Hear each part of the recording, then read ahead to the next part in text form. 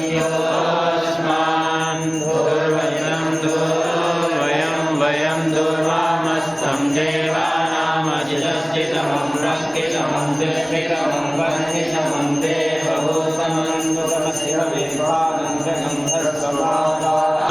अशोकस्य मह्यमायमदिश्य दिशा